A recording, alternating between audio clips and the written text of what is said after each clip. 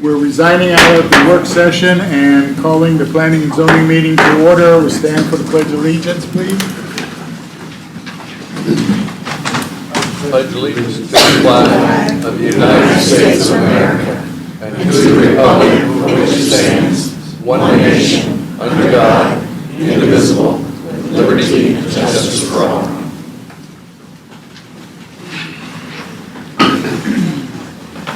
Have roll call. Alex DeMauro. Here. Mark Denny. Here. Terry Burkowski is absent. John Matthews. Here. Jeff Spink. Here. Jeanette Lammy-Holman. Here. Rocky Present. Hempel. Present. Will Smith. Here. And myself, Steve Rosenthal, present. 8 members present. Do I have a motion on August minutes? So moved. Okay. You going to second? Moved and Wolf second. Approval of the August minutes. The only thing I have on the minutes was on the first item. It showed where I opened the public hearing and I closed the public hearing and the applicant spoke, but it didn't mention anything about me asking for people in opposition of it or in favor of it. Is that something, I know it's on most all of them, is that something that needs to be on there? I know I did, but it's not on the minutes. We can add that back. Okay. You guys accept that being added to it? Yes. Mr. Chairman, I only had just one question. Again, I don't know how important it is, but on the Secretary's report, it just had Commissioner question mark approved and make a motion to approve and Commissioner question mark seconded. So I don't know if we need to, if it's important to note that or Yeah, I not. saw that too. You just didn't hear who did it. I'm not sure. I can go back and look. Okay. Alrighty. And add that when you find out who it is. I usually mark it in the book. Yeah, it probably just didn't get filled in. Okay, all right. Those two changes okay with Jeanette? Yes, absolutely. That's fine. Okay. Have a motion on the floor to approve approve the minutes with the two changes. Any discussion? I have roll call vote of members present. Alex DeMauro? Yes. Mark Denny? Yes. John Matthews? Yes. Jeff Spink? Yes. Jeanette Lammy-Holman? Yes. Rocky Hempel? Yes. Will Smith? Yes. And I vote yes. Motion carries 8-0. Secretary's report. Mr. Chairman, members of the commission, I have two changes on the agenda for tonight. One is a correction. It's 9C. It reads case number DEB 18-078. It should be 19-078. And the second item is we would like to table 9D, which is case number 19-067, the text amendment to the next planning commission meeting. Those are the private streets. Text amendments? Correct. The private Okay. streets, we would like to go back and add some of the items that were discussed tonight today, okay, so you want us to table that? to the next month's planning commission meeting, which would be, And Which one? we can do that in that one's approving the full. minutes? Okay, approving the agenda. Yes. October 9th. 19. yeah, well, the corrected one has it right, the one she gave us. Yeah, it's good. Yeah, I've got 19, but I All don't. right. Well, you have a good one. Okay, Give us a second. 19. Anything else? That's all I have. okay. Now we have a motion for the agenda. Mr. Chairman, I make a motion, we approve the agenda as corrected. Second. Motion on the floor with the second to approve the agenda with the two corrections, tabling item D, DEB 19-067, and recognizing that the other one has been changed to 19078. Is there any discussion? Roll call vote. Alex DeMauro. Yes. Mark Denny. Yes. John Matthews. Yes. Jeff Spink. Yes. Jeanette Lammy-Holman. Yes. Rocky Hempel. Yes. Will Smith. Yes. And I vote yes. Declarations. I have two. I am going to be abstaining on two items tonight. on item 9C of the rezoning, and also on the last item of the variance of the BUZ item. Anybody else have any decorations?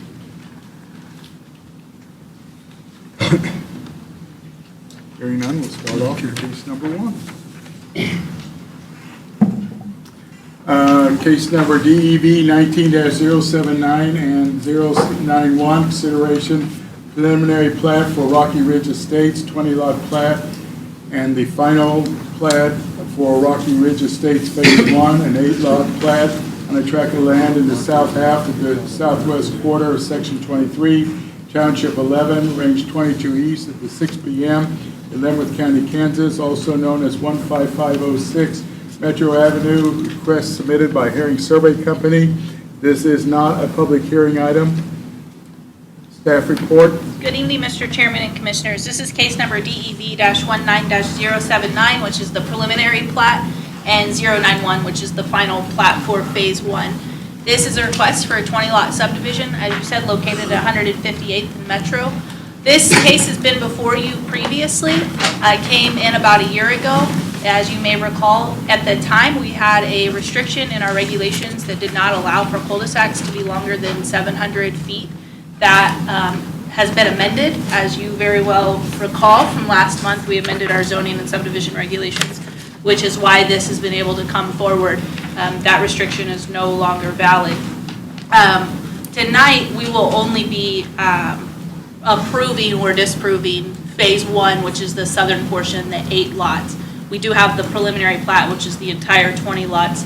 Phase 2 will have the interior road, which is proposed to be at this point a dead-end street. At some point, it may connect to the north if the development continues.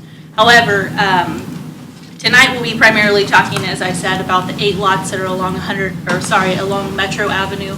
Metro Avenue is considered a county local street with 125 feet of spacing requirements for driveway spacing.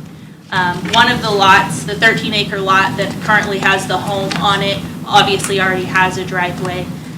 Public Works doesn't foresee any issues with accesses along Metro Avenue. All of the lots meet the zoning and subdivision regulations.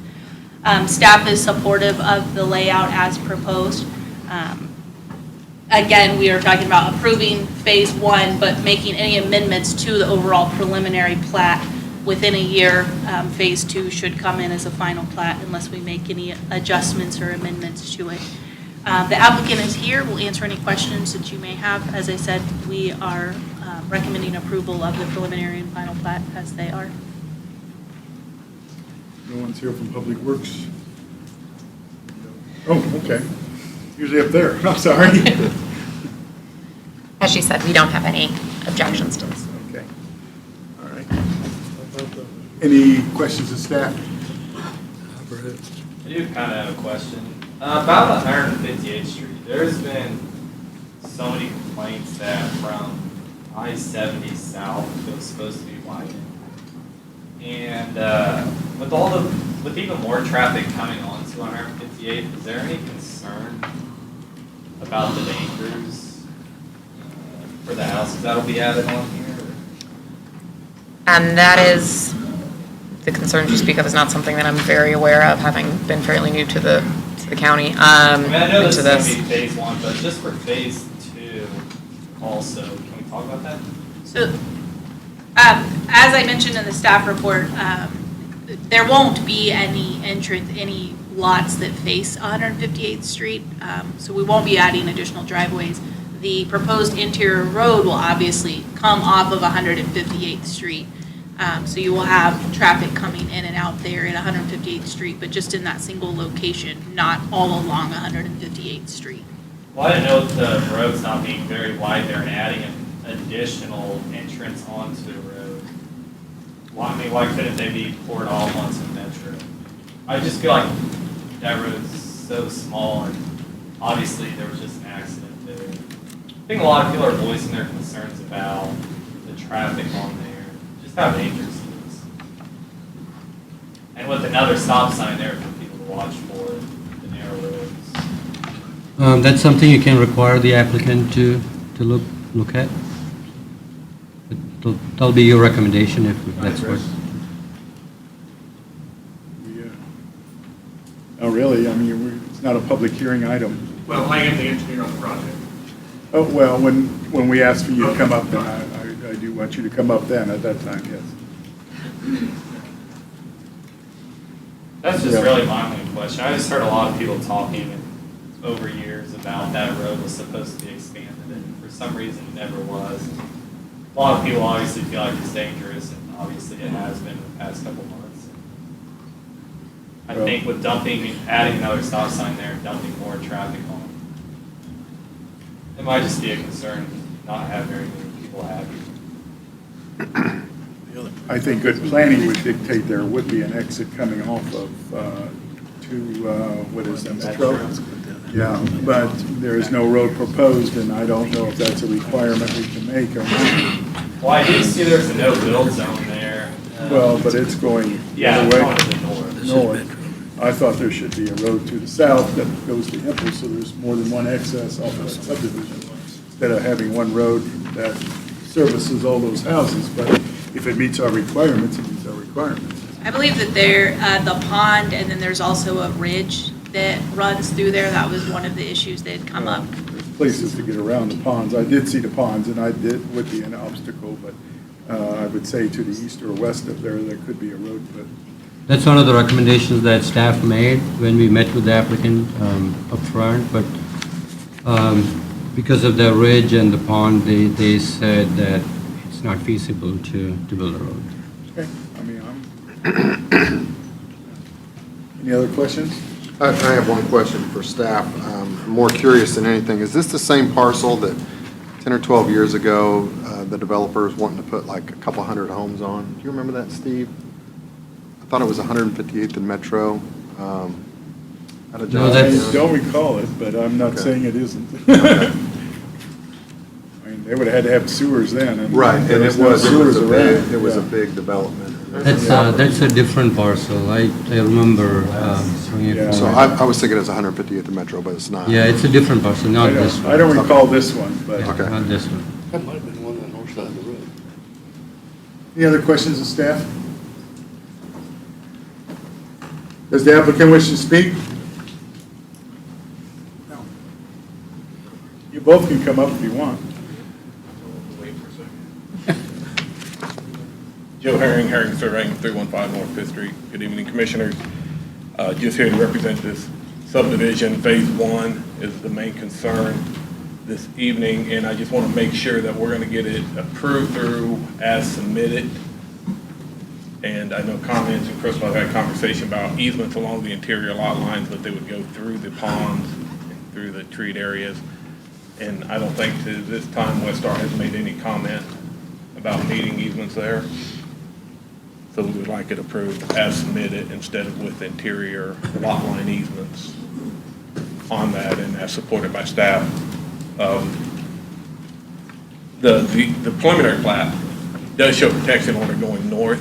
That protection order was put there to allow the developer to submit his preliminary plat in the time remaining to get here, and then the resolution changed afterwards. The discussion will be heard again on whether that protection area stays there to the north. Since a cul-de-sac of this length is now allowed within the county standards, it may not be remaining there on the final plat. That's just for information when we go forward to the next phase. The engineer is Dave Lujan on this. He can address Commissioner Morrow's concerns. Good evening. Dave Lujan, 15554 Elm Street, Macer, Kansas. Just to address a few of your comments. It is an arterial road, so we did limit, basically no driveways will be allowed because it's an arterial. You want to limit how many access points come out onto that road because of the amount of traffic in this speed. The county does have plans on the shelf ready to go for the improvement of that road. I believe all the right-of-ways have been acquired. So hopefully with the 1 cent sales tax that they now acquire, hopefully they can get some funds diverted to improve that road. But the sight distance where the new road's going is very good in both directions. So seeing cars will be no problem at all when you're sitting at that intersection, so. Anything else? all I got. Any questions of Mayor or Engineer? Thank you, guys. Thank you. Is there any additional information to be presented? No, sir. All right, any questions or comments, Commissioners? I'll entertain a motion.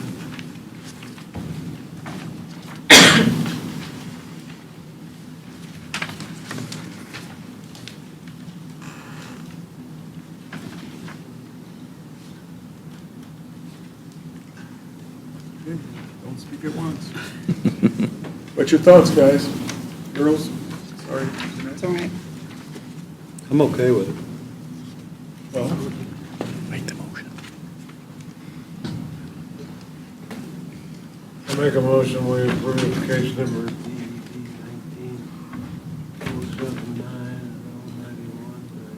preliminary final plat for the Aqua Ridge Estates. I'll second. seconded.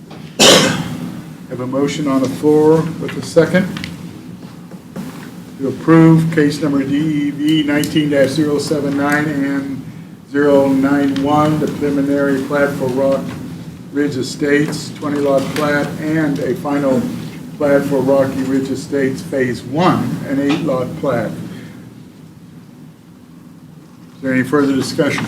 Would we want to include staff recommendations? Yes. In the Staff motion. recommendations, yes.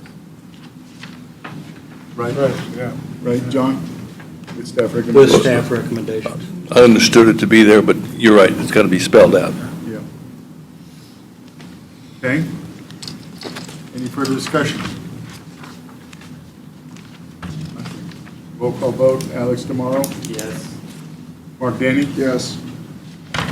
Tom Matthews, Yes. Jeff Speak, Yes. Holman, Yes. Bucky Himpel, Yes. Bo Smith, Yes. and I vote yes. Motion carries 8-0. The Board of County Commissioners will consider this item at 9 a.m. on October 2nd, 2019 at the Leavenworth County Courthouse.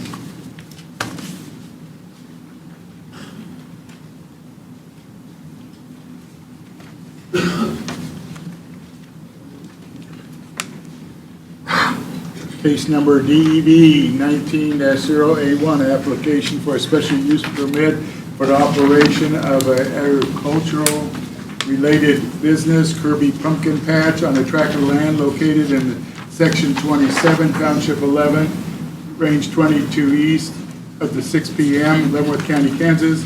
Request submitted by Jim and Terry Kirby, also known as 15943 158th Street. This does require a public hearing, as all our special use permits or everything, public comment portion, with the exception of applicants, are limited to 3 minutes. And upon opening the comment portion of this hearing, those of you who wish to speak either for or against this item upon recognition will give your name and address. It's time to begin to speak. This is necessary since the public hearing is being recorded. The public comment portion of this hearing is now open. Will the applicant please come forward? I'm going to give the staff report first, Commissioner Rosenthal. Sorry. It's okay. Oh, You just got on a roll there. Yeah, I did. I'm sorry about It's that. okay. As Commissioner Rosenthal stated, this is case number DEV-19-081. This is a renewal for Kirby Pumpkin Patch. Kirby Pumpkin Patch has been in operation since 2005, I believe. Yeah, 2005. They've had a couple of special use permits since then. They've all been granted. Primarily, the pumpkin patch only operates for about a month out of the year. There's a corn maze, obviously a pumpkin patch. They have some products that they sell and such. I'm going to quickly go through the factors to be considered because that's what we obviously make our decisions off of. Character of the neighborhood. The character of the neighborhood is primarily rural. Zoning and uses of nearby property. The property is zoned 2.5 acre rural residential. The property is much larger than that. Most of the properties in that area are used for rural residences and farming activity. Suitability of the property for the uses to which it's been restricted. It is obviously suitable for rural residences, and this is a use that is allowed with a special use permit. Extent to which removal of the restrictions would detrimentally affect the nearby property. It's unlikely to negatively impact there will be a slight increase in traffic during the month or so that Kirby Pumpkin Patch is open. The property is not vacant.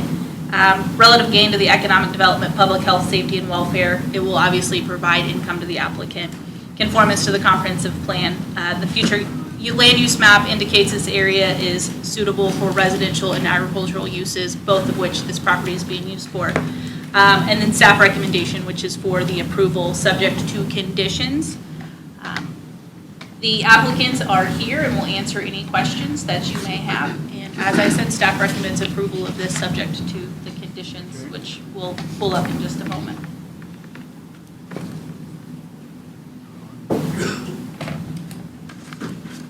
You might have to turn around. Oh. Yeah.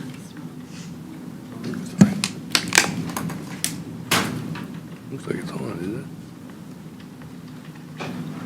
Yours is a toggle. Oh. You know, work session we did it.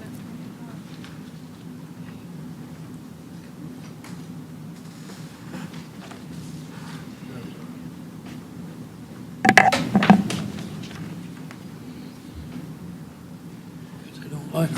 Oh, it's coming on. Said, vote for your guys's.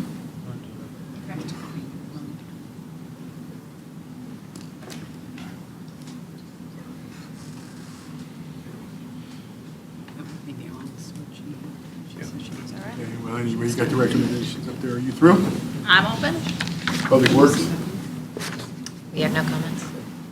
slow down and try to take one thing at a time. There we go. There we go. Okay. Now, upon opening the comment portion, is hearing those of you who wish to speak either for or against this item upon recognition. We'll give you name and address. Time you begin to speak. This is necessary since the public hearing is being recorded. The public comment portion of this hearing is now open. Will the applicant please come forward?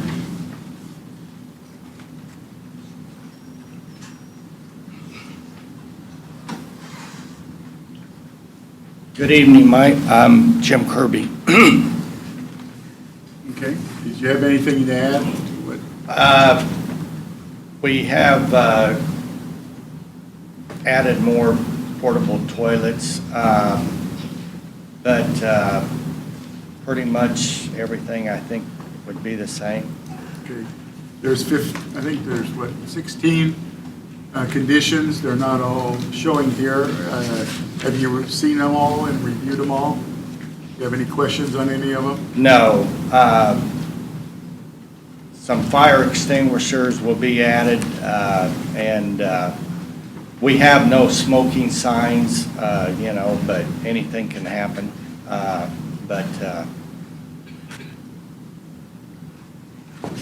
Okay. Anybody have any questions of the applicant? Okay, sir. Does you have anything to add? Okay, thank you. We will now hear from individuals present wishing to speak in favor of this request. In favor, and remember, we're going to limit everybody to 3 minutes. Anyone wishing to speak in favor of this request? Anyone will now hear from individuals present wishing to speak in opposition to this request. In opposition. Is there any additional information to be presented? I think at this time, sure. The public comment portion of this hearing is now closed. Are there any questions or comments, commissioners?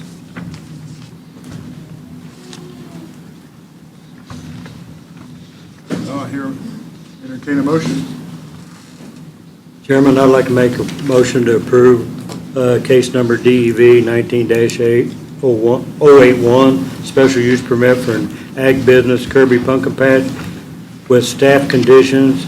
I'd also like to add to that the following factors considered with our character of the neighborhood, zoning and uses of nearby property, suitability of the property for the use to which it has been restricted, extent to which removal of the restrictions will detrimentally affect nearby property, length of time the property has been vacant as zoned, which it hasn't been vacant, relative gain to economic development, public health, safety, and welfare, conformance to the comprehensive plan, and I mentioned the staff recommendations. I'd also like to make the motion that it's approved for 10 years.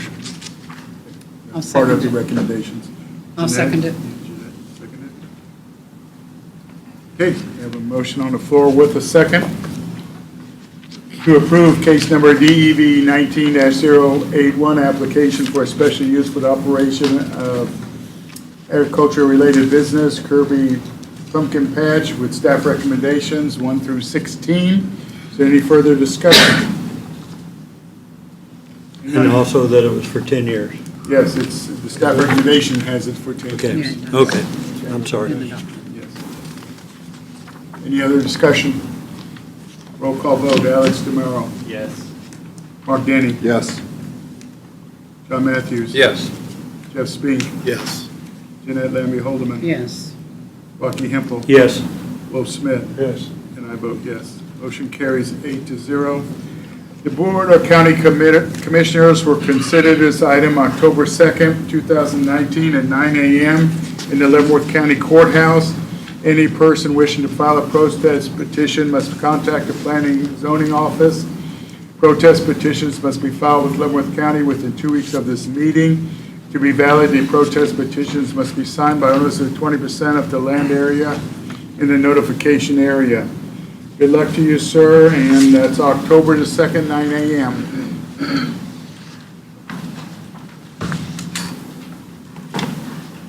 And Mark, it's up to you. You want it over there? It doesn't matter, sure. You gonna pass it over? Okay. Pass it over. Even this, I'm through that because the one that we had was.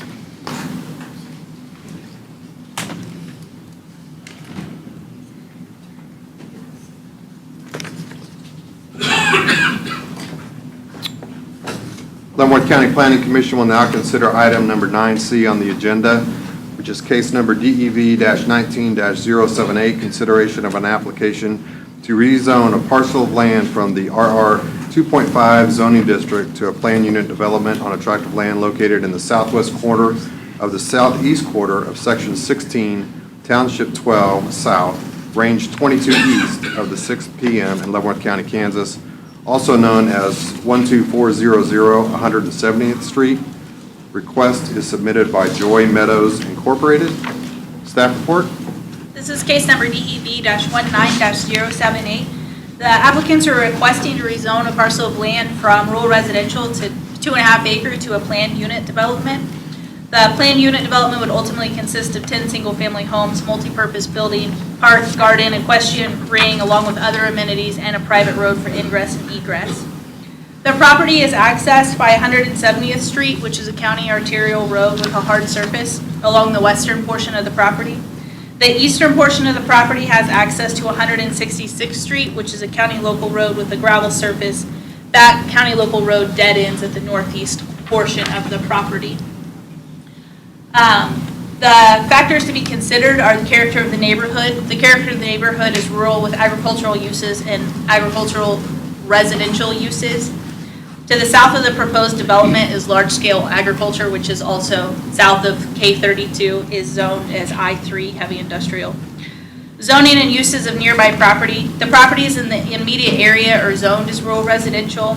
Again, the parcels are primarily used for large lot, single-family residential uses and agricultural uses.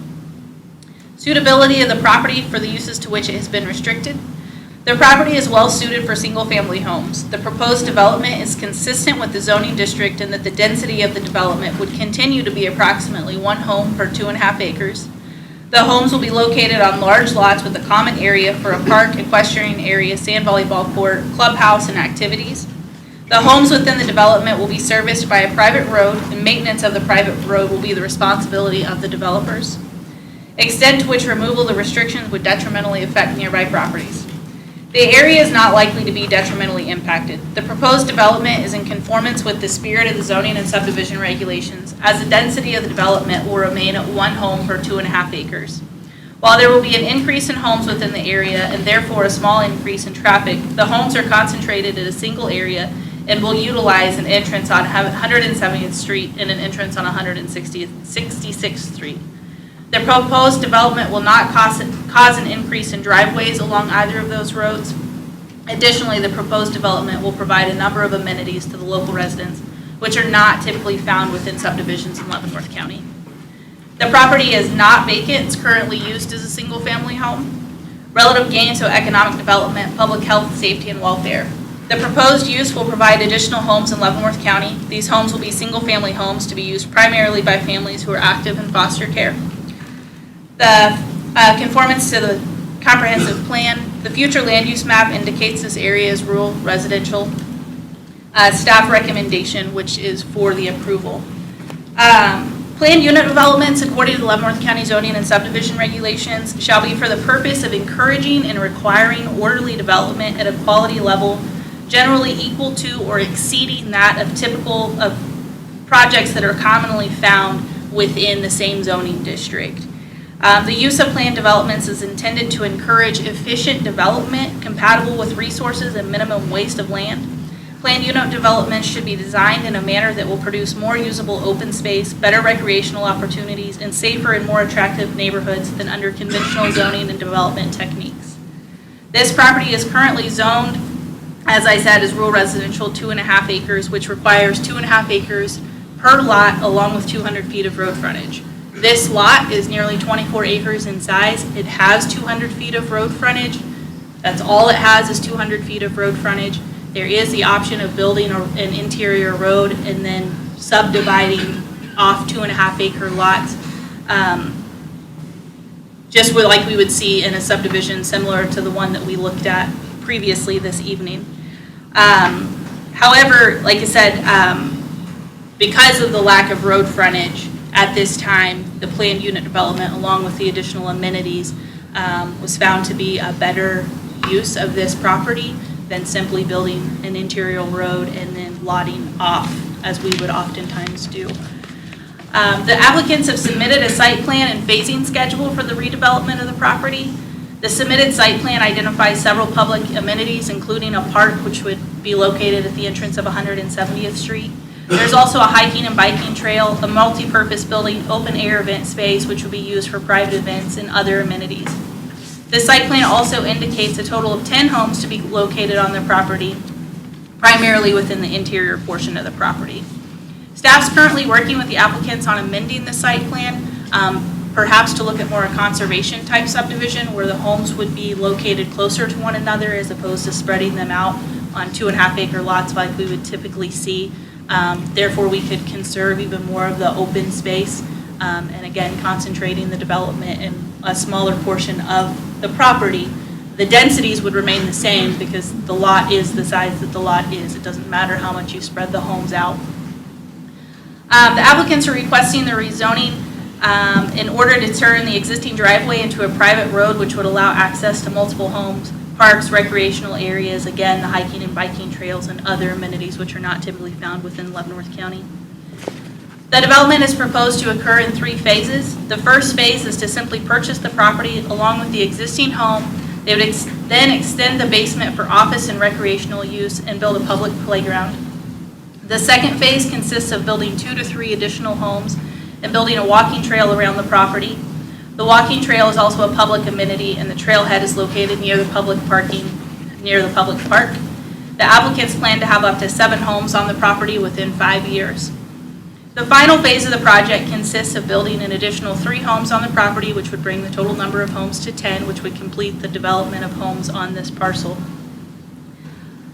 Let's see here. They anticipate completing phase 3 within 15 years of purchasing the property.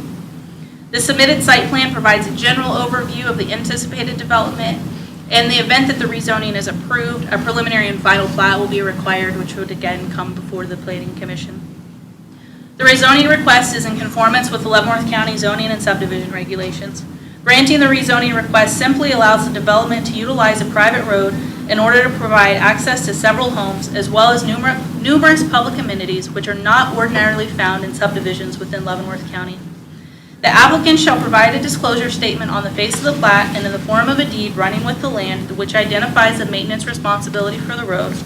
The road shall be built to standards, which may be minimum standards, as we had that conversation earlier.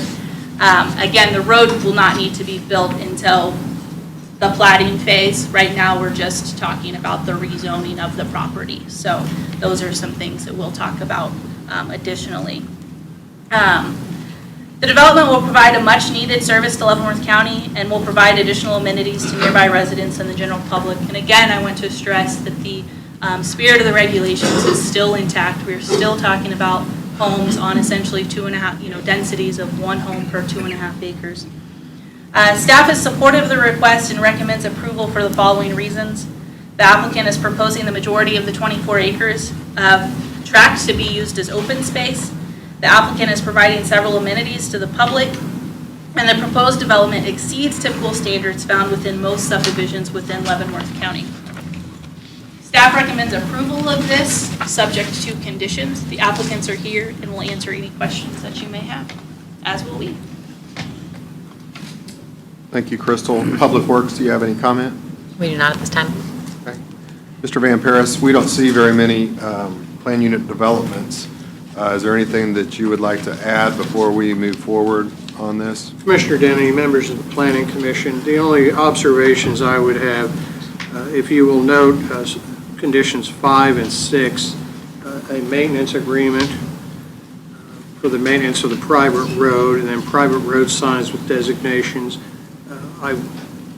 Based upon the previous discussion you had, you may take note of those 2 issues. Thank you. Crystal, you said this would come back to us, if we approved it, it would come back to us with a preliminary and final plan. With the plan, just like yes. a rezone to 2.5 acre Yes. example.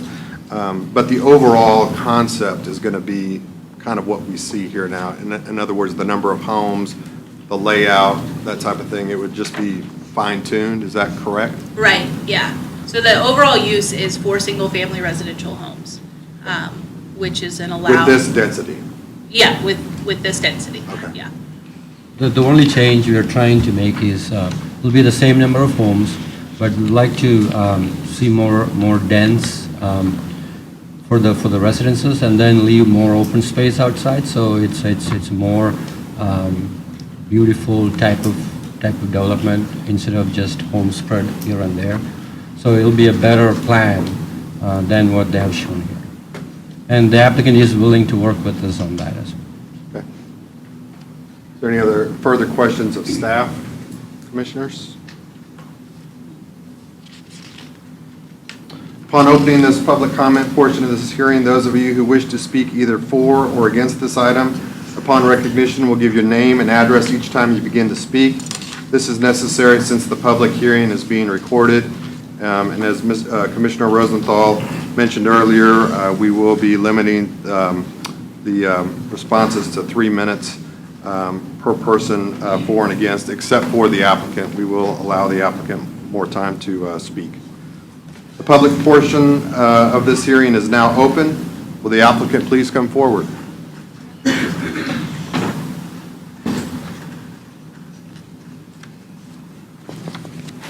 Thanks for hearing us out. Justin Oberdorfer, 13901 Leavenworth Road. My wife Sarah Oberdorfer. We're the co-founders of Joy Meadows, and this is our project. What we just wanted to address was the reason why we're doing this, why we're here. I want to kind of dispel some rumors that are going around about what we're trying to do. So, first of all, Joy Meadows, we've been around for a little bit. We were founded in 2017. We have multiple ministries that we do operate. We have a clothing closet that we do administer to churches where we teach them how to do foster care ministries in their congregations. We have about 50 partnerships right now with that. For us, the Joy Meadows project has been something we've been building towards for the last 2 years.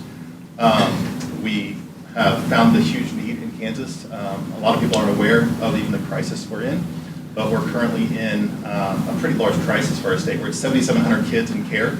That's 500 up from last year. And when it comes to even social service of any kind, we don't seem to be aware that there's a big need. We know that there's a lot of kids that are in need, but we don't necessarily know the actual number. If there was any other issue of an epidemic, we would say, okay, we'd have to stop and do something if kids were dying. But when kids go into care, we don't seem to recognize it. So we began this idea of Joy Meadows, and we began to look at a better way to meet the needs for the system. When you look at our counties right now, Leavenworth County We have quite a few kids in care in Leavenworth County alone. You're over 200 kids, 208 kids for about 80 families to meet that need. Wyandotte County, you're looking at over 600 kids for about 100 families in need. Johnson County, you have almost 550 kids with about 350 families there to meet that need. Douglas is similar to Leavenworth County with another 186 kids for 85 homes to meet that need. That being said, there's about 1,600 kids in care in our area. We can't keep up that demand, and no state can. The foster care system is set up as a structure that we try to work within, but it's overburdened. This number has been doubled in the last 10 years. So that's how bad it's grown, and yet the way to meet that need has not changed. We began to look at different ways. My wife and I, we've fostered for over 10 years, and we've seen kids come in. When the kids come in, it's not because they're bad kids. It's not because they're evil kids. It's not because they've done wrong. Kids come into care because their parents have neglected them, have abused them, it's a lot of times the child is born with a drug addiction, tested positive at day of birth. And sometimes it's simply poverty. They can't meet the needs of a family, and so the state has to come into that situation. Every time that happens, it's not the kid that doesn't want a family. It's not the kid that has done something wrong. They are the victims in this situation. Because of that, we see kids taken from their situation, their home, and then moved around. What we see typically is sibling sets. That's the biggest need. They're large sibling sets that we can't seem to place anywhere. And so what they'll do, our first placement was a sibling set of 7. And so we took 3, and then the other 2 in another place, another 2 in another place. Every placement we've had has been above 5 in the sibling sets. So when you see a kid go into care, it's not a kid. It is the entire family of kids that go into care. And so what we see typically, a kid will go into placement, they'll be moved from county to county. Like you saw, the numbers are pretty dramatic. When you start seeing those counties, kids don't stay in the same county. They're getting pulled from their churches, pulled from their schools, they're getting stuck to another county, another place in the state. Mostly western Kansas is where they go. And because of that, we find out that the sibling visits have to be maintained. So as a foster parent, you still have to maintain sibling visits. You got to maintain this family unity thing. And so once a week you come to visits. Once a week you go to therapy at the various county offices where your kid might have came from. So for a foster family, you're making multiple trips to multiple county locations based on the number of kids you have and how many sibling sets you have. So we see time is getting chewed up. Kids are getting pulled from school. Normally the kids who have the biggest needs are the ones getting pulled out of school. And so we see this continual, perpetual problem of there's just not enough people meeting the need. There's not enough people in a county or in a location that's geographically close. Because of that, we see kids struggle with acceptance. They struggle with support. They struggle physically, mentally in their health. Their behaviors are erratic.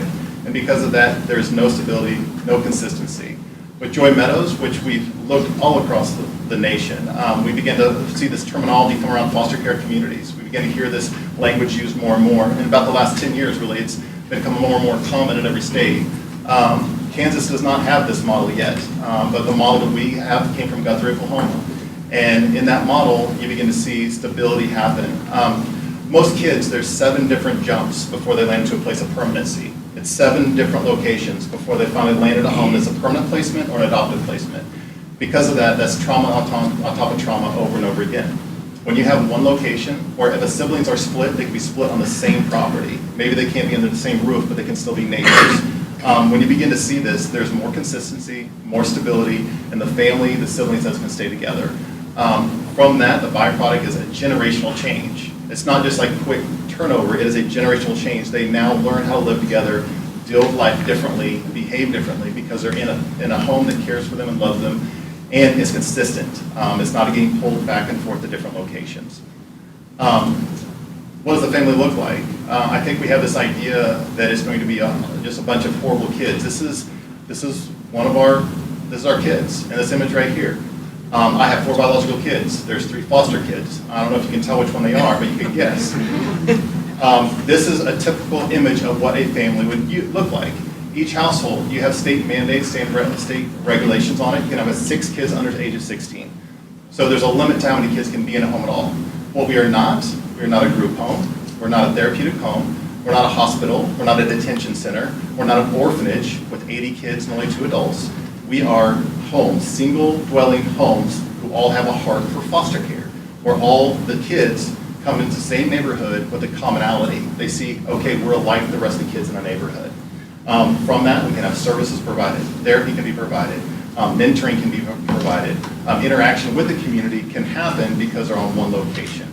The reason why we love this area, it is rural, and that's important to us. Rural is critical to kids who have been in chaos. I think it's great to pull them away and put them into a farm, into a place with large acres, with animals to play with, to be a part of. Part of the reason why we have more stables and riding centers, because equine therapy works. Seeing kids start caring for something other than themselves, you begin to see it work.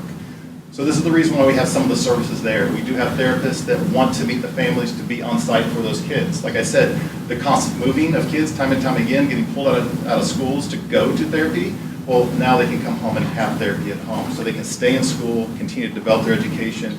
The progression is much more successful. And it's been proven in other states. It just hasn't landed in Kansas yet. And that's what we're trying to accomplish. This is what it looks like. For those, I think all of you have seen the plan. When we designed this, we looked at the property and we were asked what would be the maximum capacity. So this is what would be the maximum capacity after 15 years of development. This is what it could look like. In reality, on this map, the only thing that exists is that one home in the middle, number 7, the orchard, number 11, 13, the horse stables. And I think we have a blueberry patch at 12. Van Meters can tell you if that's right or not, but that's what we have on this currently right now. Our goal would be right now moving into that one home and begin to do the ministry there. The future developments will happen as we plat, as we fundraise, as we develop. But that's where we would start. And like I said, we have phases in which we're trying to develop this. It's not 10 houses immediately. And even then, this is our first plan, and I already know the planning and zoning already said we want to change maybe the way it's laid out, which we're totally open to. We were just trying to make something. What would it be if we could max out the property? What could we potentially put on there? That's the most you can do to it. That's the reason why that's up there. The community impact for this, homeless children have families. I think that's the biggest benefit for our county. Kids without homes would have homes. Supported foster families no longer find themselves in isolation or without the support they need. We see additional support to county and state and social services, where they can't find placements for these large sibling sets. Now they could be a place would open up. By taking in a large sibling set into one home on this facility, it opens up potentially 3 other homes in the county. That makes sense. Instead of splitting them up into multiple homes, one home can take that need, the other homes can be opened up for smaller sets. We do have some of the immediate concerns. When we met a town hall meeting, we're just kind of grab at what we've heard. Traffic impact. We have our road engineer, our traffic flow engineer, Kristen Skinner's here. She can speak to that. And utilities, I heard septic and water was a concern for some of the people. We have Mike Crosby here who'll be working with us through that process as well. Yet again, these are all things that will happen as we plat and as we develop the property. But when I just look at this, I look at the community, I look at who they are, I look at where we're at. I'm Baser born. I grew up here, 1976, right? This is my home. When I look at where I would want them to go to school, I want them to go to Baser One schools. That's where I'm from, and we have to live in that school district. When I begin to look at the foster care problem, this is one of those areas where we can make a difference. This county can be known for something extraordinary, starting something that other counties have not done. Not on a model that hasn't been done, but just hasn't been done in Kansas yet. And so I look at this as a pretty awesome feather in the cap for those in Leavenworth County. When I look at the foster care system in a whole, it's a flood. I don't know if we understand the gravity of it, but it's a flood of kids. Like, we've doubled the number of kids in the last 10 years. And when I think of that, I envision like a river with Niagara Falls at the end. And all we hear is the bad, the bad, the bad. The reality is there's a lot of good. And it's when people begin to step up and participate in it instead of throwing darts from a distance of what they perceive it to be. When I look at this river, I know the end of the falls is death. I know that's the destination of it. But I envision this river filled with kids that are floating down, and we know what's going to end like. We know where it's going to lead to. But from the shores, you'll see that rare person that puts a life jacket on, ties a rope around the waist, and jumps in, and they swim out to grab one. That one is great, but it's only as good as the rope that's attached to it. When I think about that, the foster families are the ones that jump in. The rope is Joy Meadows. We're going to hold them to keep them doing the ministry they've been called to do. And in that process, any rescue scenario, you see them get pulled to the shore, and they're wrapped in their blanket, and they're cared for immediately. MSEP becomes involved, and the first responders are all there. I see that as our community. I see that as the people around that care for these kids. Now, in that picture, you can maybe see yourself in one of those positions. For me, jumping in is non-negotiable, and I keep jumping in. We've had multiple sets of siblings, we have multiple kids, and that will continue. Not everybody should do that, but I believe everybody can do something. Some of you will feel called to hold a rope, and some will feel called to wrap up in the community, and others just won't do anything. But for me, this is what Joy Meadows is about. It's not about excluding community. It's not about rejecting community. It's about trying to make something different in our community that could really be incredible and something that is unique and can make a significant difference in the lives for generations to come. I wanted to address a few things really quickly. My name's Sarah. I'm the chair of our board. And we just wanted you to know this has been well researched and thought out. Like Justin said, this isn't something we dreamed up. We researched across the nation what's a model that would work, what's a model that would work here, and then we further researched what community could support this. I've been participating on a legislative task force for foster care, child welfare and administration. We work with DCF, we work with KBC. There's a letter here in support of KBC, they're the child placing agency, saying this type of model is something that could be a new solution. It's putting kids in single family homes, which is what they need. It'd be a home that would look like no other home, like any other home right now that's already in our county. Likely these children are already going to the schools. They're just dispersed in a way that we can't fully provide them the adequate resources. And then it's like Justin said, it's tying up extra foster homes when we're having to divide up these siblings. So this model, we're not doing this in isolation. We work with all the different agencies. We have looked into what would work with our current government structure, with our county, social services, all that's here, and everyone's in support of this. We've also looked into how it would work within our community, and we've had overwhelming support. I feel like there might be some misconceptions about what we're doing, or maybe some of the information about the type of children that would come, some fear for what the educational impact would be for our school district, but we've also had several meetings with them as well. This isn't an impact that would happen all at once. Just like when we were looking for a plot of land, the population density, like Crystal said, is already zoned residential 2.5 acre lots, and we don't want to go beyond, in our maximum final zoning stage, we don't want to go beyond what that population density is. And the same concern we had with our schools. We have a school psychologist on our board of directors. We've met with the school district, and the impact would be slow and gradual, just as 1 or 2 families moving in the school district. So it's not going to be flooded with children that have need. In addition, as you saw from that picture, while it may seem crazy to some people to have 7 or 8 kids, that's what we know is normal, those kids are dispersed over 5 different schools.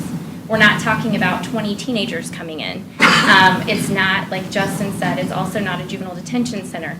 And there's guidelines in place by the state.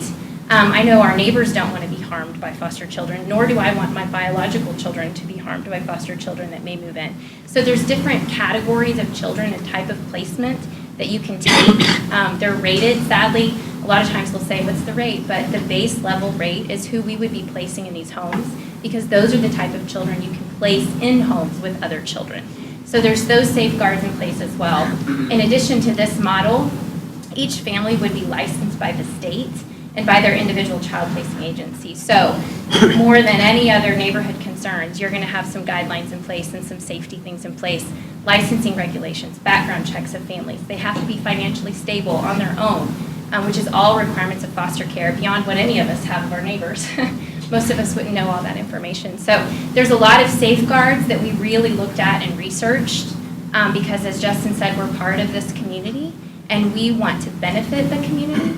And then we also, though, want to find a way to be a new solution to what's going on in foster care. And so those are just a few questions we had. As Justin said, Kristen Skinner's here. I don't know if you all have questions for her on the traffic impact, but that was a concern. So I don't know if she wants to answer any questions or talk about what the report that she gave us, or if you guys have questions for us, I'm not sure. That order. We'll come back if you have anything to add, ma'am, if you have anything to add, and then we'll come back to you with questions from the I commission. just want to say real briefly, when I looked at this kind of as a traffic engineer, the concept that they have from a traffic standpoint is really to reduce traffic. They're bringing in one therapist for many kids instead of taking many kids to many therapists. So overall, I mean, they're doing it for the sake of the kids, to keep them from driving many different places like they talked about early on. But it really brings it closer to a single family. It is a single family home. It is a single family. And so the traffic generation is comparable to what the area is already zoned for. Thank you. Commissioners, do you have any questions for the applicants while we have them up here? Yes, you said these are going to be single-family homes, and you said something later that made me wonder, who's going to own the homes? Are the owners going to live in the homes, I guess is my simple question. Right, this is why we're zoning it for the planned unit development. Joy Meadows will own the homes for the foster families. Okay. So we're not a child placing agency, they'll each be individually licensed, but what this model has found is that there's excellent foster parents, and what you hear often is, if only I had more room. Most families can only take 1 or 2 children because the space requirements in their home. And so while they have to be financially stable apart from the foster care stipend, that doesn't necessarily mean that they can go buy, a 3,500 square foot home to house sibling groups. So what this model has found is if the nonprofit can come in and sort of take away that burden, and then the families are there responsible for their utilities and amenities and all that other kind of thing. Thank you. I have a question. Do you have, you mentioned that 3 other homes would be freed up. Do you have families already in mind that would move into these homes? We actually have met several families. We were inundated for a while because, like I said, once you get in this world, the families that your heart really breaks. When we first started, we thought, okay, we can take 1 child. And then you get into it and you see what happens. One of our little guys, Jojo, he drives 5 hours for a 1-hour visit with his siblings once a week.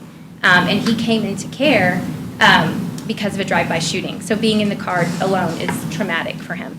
So families just like us got into this and said, oh my goodness, we would do this. So we were really involved in different foster care organizations.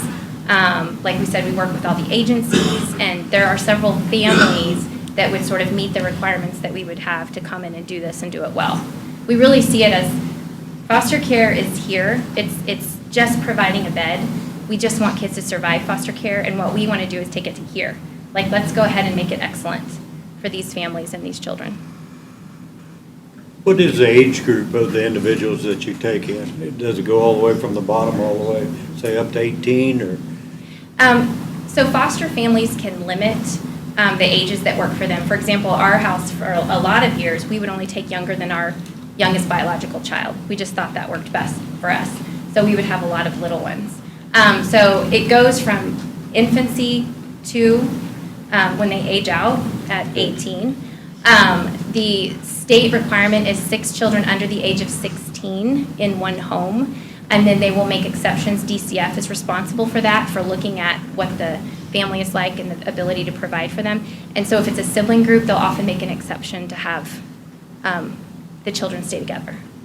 But that would be, like I said, we as an organization will have guidelines in place of the, I hate to say it, but rate or classification of the children. We won't have the intensive older youth or anything like that that would have any type of a, I don't even know what, sex offender, or they've had any kind of, juvenile detention kind of background.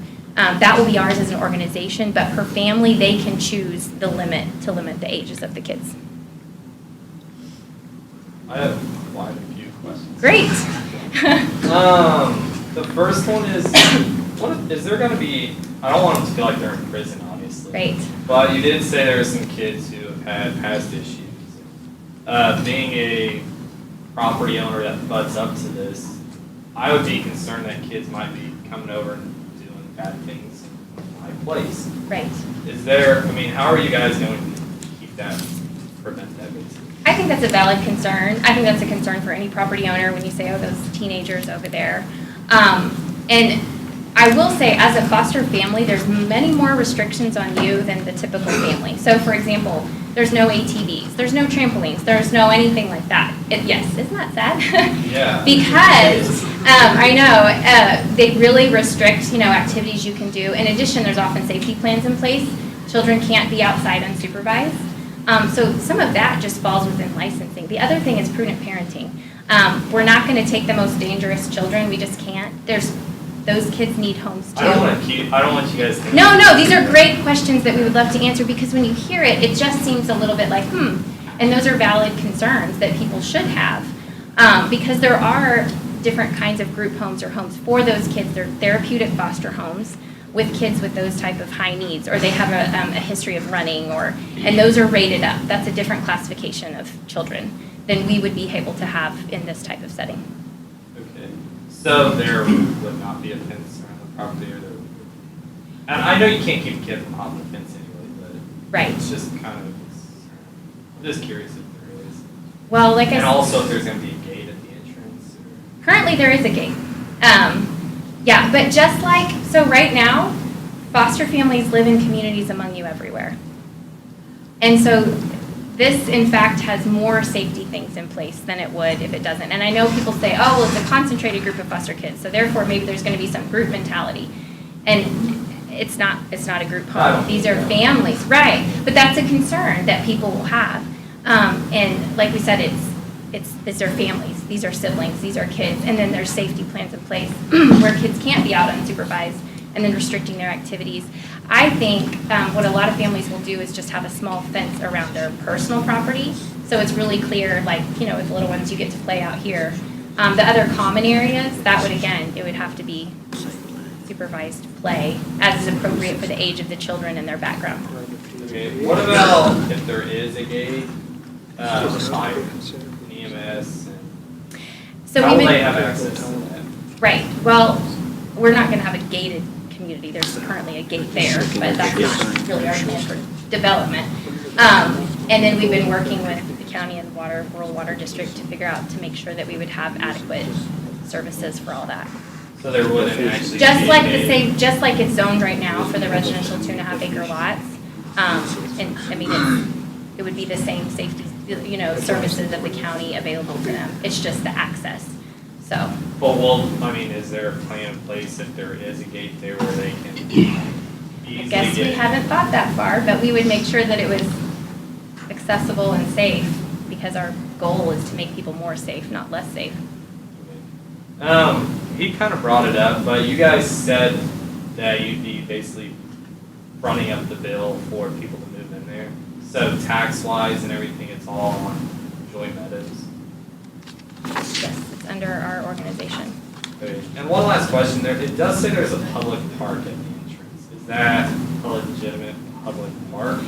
Or? Well, so we'll have a playground because we have kids, and what we wanted to do was offer something that perhaps could bring community together and to make that available and accessible to everyone else. This isn't a compound, we're not hiding people, you know what I mean? So that's the idea of a public, it's a playground that anyone could access.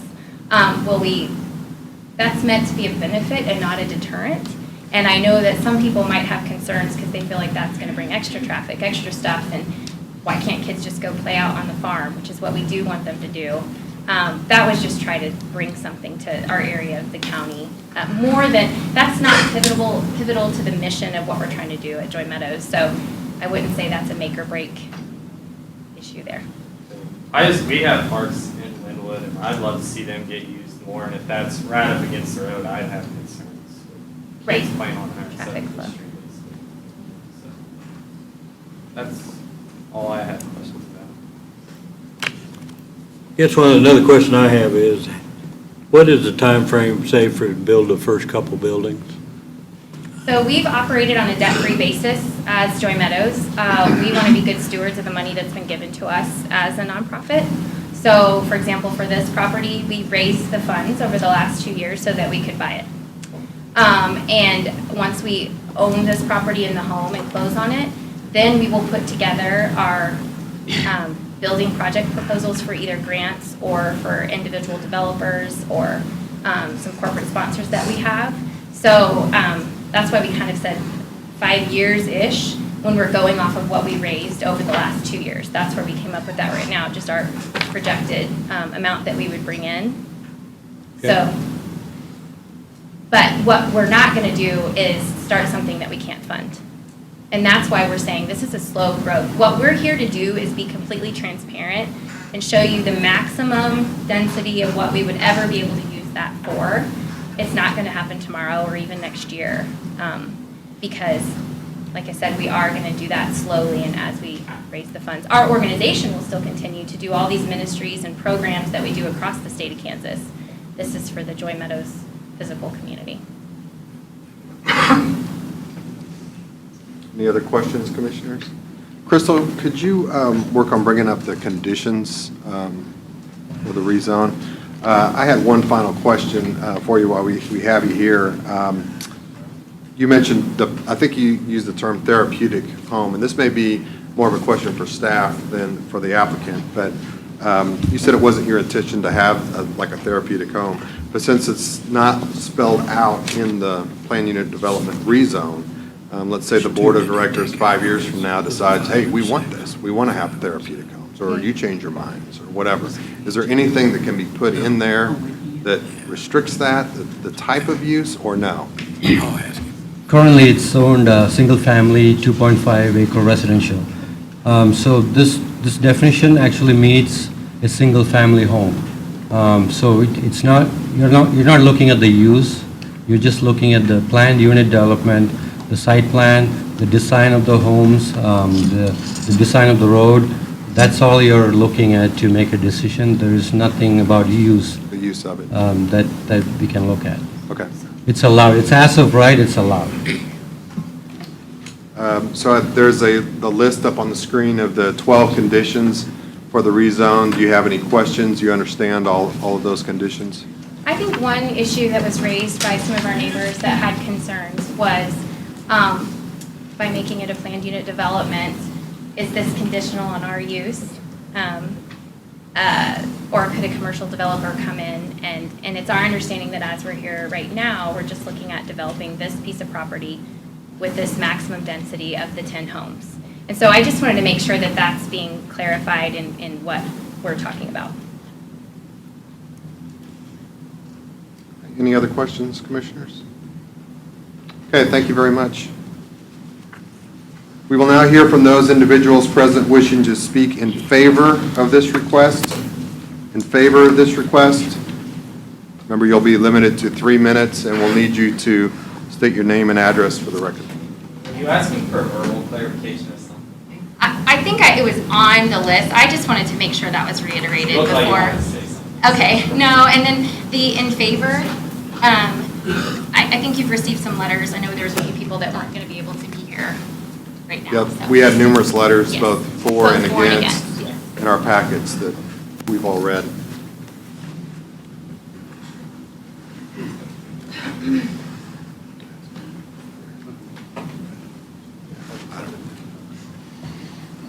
I'm Elizabeth and David Novogradic, 17235 Evans Road. We don't have anything planned. We just want everybody to know that we are in favor of this. And Alex, you asked a question about what's it like having kids around. I can't tell you how many people that I know in Basehor that have foster children. And we've all had them in our home. I've got one with me almost every single day of the week. And you would never know because most of them behave better than my own children. And when they're around responsible parents, like Justin and Sarah and different supporters, these kids get better. They just want to be loved. And I believe in the foster care system. I can't think of anything greater that would be better for our community. I was just sitting here, and I know I don't live next to the strip joint on 7 Highway, but I'm thinking, how come something like that could be so close? All I want is a foster care system in place to be able to help with. You know, I can think of a lot worse things to be in town. And something like this that's going to improve the community and do what God called every one of us to do. He didn't just call me and David, he didn't call just Justin and Sarah. Each person in this room needs to be involved somehow. And if you're not, you're disobeying God. It's what the Bible says, is to help the orphans and the widows. And I'm a strong believer in it. So thank you. I'd like to say that a lot of people are concerned about the area and getting close to their house, but when they were searching, we were trying to put them close to our house. We're not opposed to them being next door to us, and we're just for it. Thank you.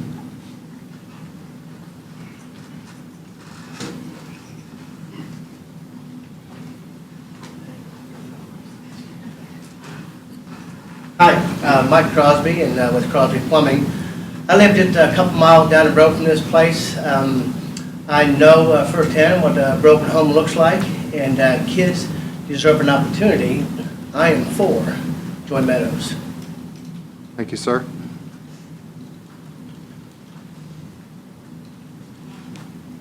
Hi, my name is Alan Bainward.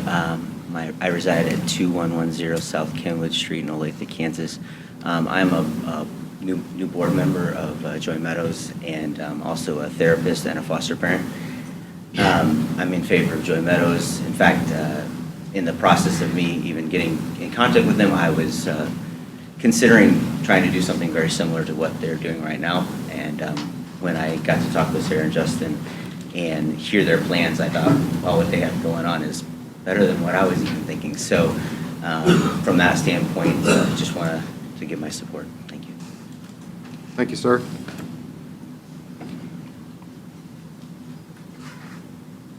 I'm Cameron Kelly, 13851 166th Street. I live about a mile and a half directly north of the property. I go by the entrance on 170th Street a couple times a day on my way back and forth to work.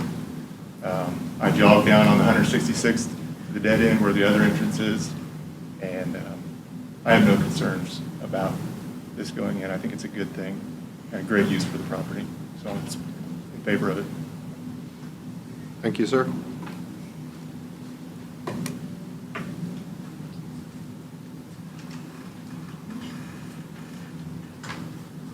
I'm Chris Van Meter, and I live at 12400 170th Street. We're the current owners of the property.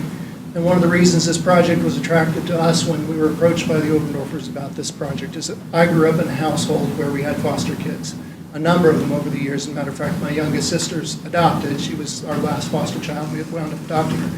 And all I would encourage people is in your comments, it's fine to debate the issues regarding infrastructure and all that sort of thing, but don't victimize the kids again. Don't treat them like pariahs. They really are the victims already in this circumstance. And to treat them as some sort of a poison or a danger is really unfair to them. And I would just encourage people, I've seen some comments online and letters and so forth that treat these kids as though they're some sort of a danger. They're really not. They're the victims, and I would encourage you to take it easy. Thank you, sir.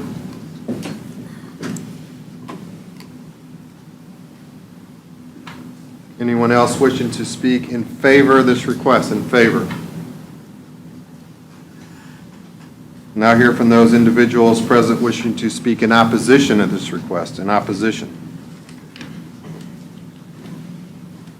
My name is Terry Sines, 12530 166th Street. My property is roughly 80 feet from this property. Would you go ahead and put up the pictures of my grandkids and my cows so everybody can see? Anyway, I live at the end of a dead-end road. I've been there for 26 years. It's nice and quiet and peaceful, and we would really like to keep it that way. It's a single-family neighborhood. Everybody knows everyone else. It's quiet and peaceful. When you open a can of worms like this and you introduce development like this, you're talking about 80 people. So my grandkids are going to be out in my yard playing. The traffic's going to be, it's not going to be like a dead-end road anymore.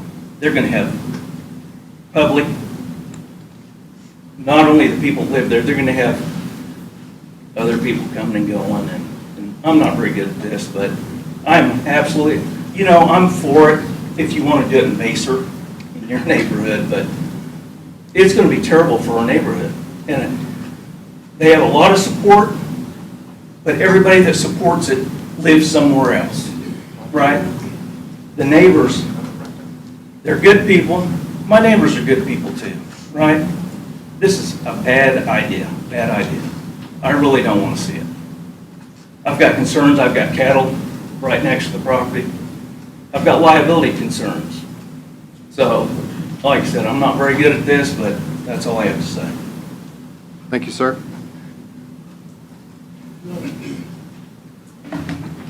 I'm Dan Marshall. I'm at 12520 170th Street.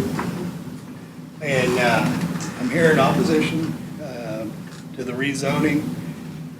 While I commend Joy Meadows Incorporated for this vision they want to help foster children in the state of Kansas, the course they are choosing is not appropriate, and their proposal is a thinly disguised corporate institution. It is a business. It's a non-for-profit, but it's a business. We are residential. There's 25 parcels containing 20 homes within 1,000 feet of this proposal. If this proposal, Joy Meadows proposes to place half as many homes on approximately 14 acres of a 23-acre parcel. That's a very loose interpretation of the 2.5 acres per home site.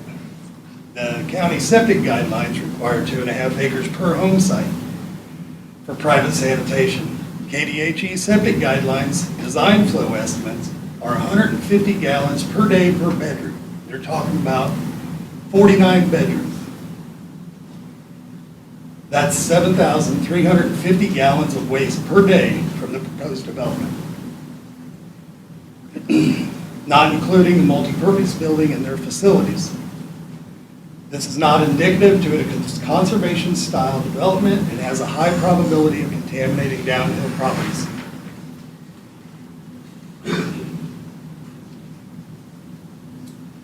The repeated mentioning in the planning documents of the proposed public park, in my opinion, is fluff to look good for the paper, on paper, and endearing to the organization to local residents who own their own parks in the form of hard-earned land holdings. And we have contacted I think almost all but 3 property owners that are within 1,000 square feet of the property, and all of them are opposed. All of us that got the letters are opposed. And just like we don't want it, down the road, future home buyers won't want it. It will impact our property values. Thank you. Thank you, sir.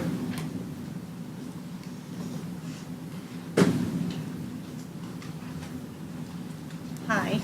It's really hard for us all out here to come up here. I'm Victoria Holloway at 12609 166th Street. These are my neighbors that are coming up here talking. We're all very nervous. We don't do this kind of thing. We are gravely opposed to this.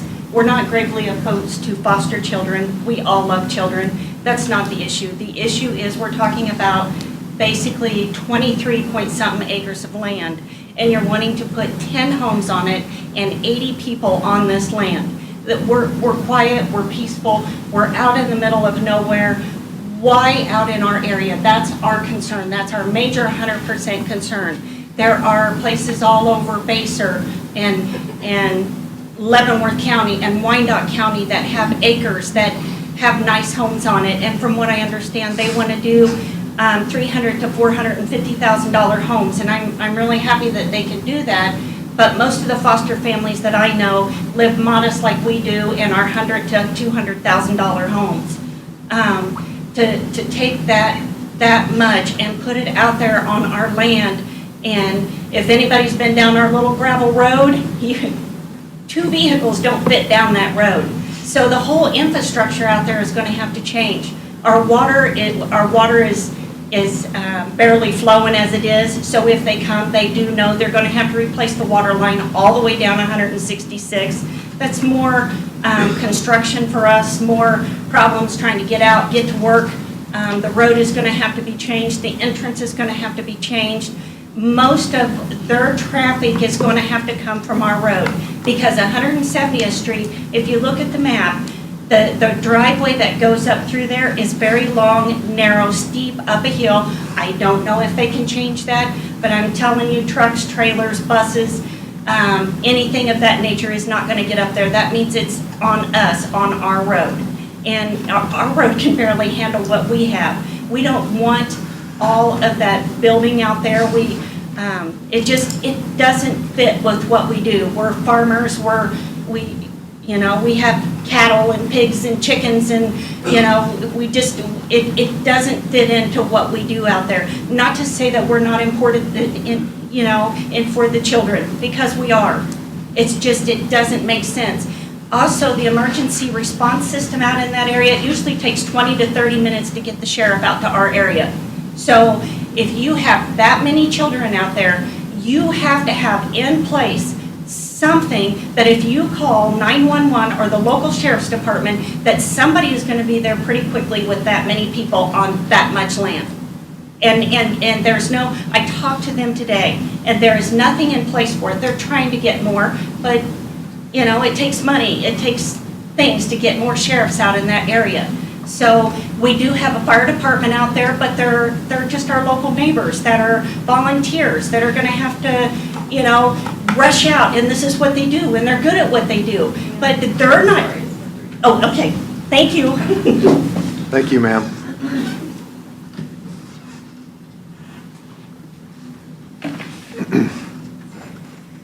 Hello, everybody. My name is Stephanie Marshall. I live at 12520 170th Street.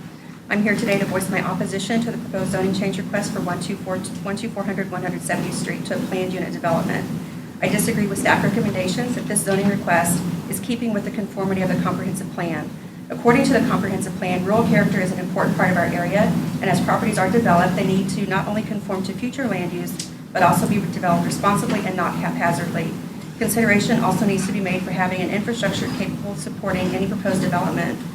The local infrastructure is unable to support the density of this proposed development. Water supply will need to be upgraded, and 166th Street needs to be upgraded. It is not wide enough for 2 cars to pass. The zoning uses of nearby properties are not consistent with the proposed rezoning of planned unit development. Per planning and zoning guidelines, planned residential developments of planned unit development type should be designed in a manner that will produce more usable open space, better recreational activities, and safer, more attractive neighborhoods than under conventional zoning. The development plan submitted by Joy Meadows Incorporated creates recreational space only for this cluster of homes. It does include a park and a walking trail for area residents. However, these will be located behind a secured, locked gate that is not very conducive to neighborhood use. Surrounding properties are larger lots with one house and an outbuilding or two spread out over the entirety of their acreage, not multiple homes and outbuildings crammed onto a smaller parcel. The proposed planned unit development is not suitable for the location as intended. This property is surrounded by single-family homes intended to enrich the life of the single families residing in them. Surrounding homes have outbuildings to store farm equipment, lawn care equipment, feed and grain for livestock and other farm animals, and provide shelter for those animals. There are some families that choose to maintain a personal family garden or cultivate an orchard. They do not contain event spaces or arenas intended for frequent large gatherings or facilities to conduct business. Removing the restrictions of the current zoning of rural density residential and rezoning the property to planned unit development will have a detrimental impact on surrounding properties. Surrounding properties have large lots without cluster homes. Rezoning this piece of property to planned unit development will allow a cluster of homes, outbuildings, an arena, and additional event space on approximately 13 acres. There will be 10 homes on this small space once the plan is fully realized. Not including the proposed outbuildings and event spaces, this results in 1.3 acres per house, considerably less than the proposed 2.5 acre minimum. I have concerns for the safety and welfare of current surrounding residents and the security of our property with an influx of children that typically have social, emotional, and behavioral issues and are not familiar with rural life. This area has frequent hunting by responsible hunters and has several private ponds. Permissions must be granted by landowners to trespass or use private ponds. Some foster care children tend to run from their foster homes, placing themselves and area residents at risk. Local properties also contain areas that are heavily wooded with natural land hazards known to the property's owners. The goal of Kansas DCF is always family reintegration, so it stands to reason that there is the potential for the proposed foster care village to have a revolving door of sorts of new children coming in and out of this area and trespassing on unfamiliar properties. Okay, thank you.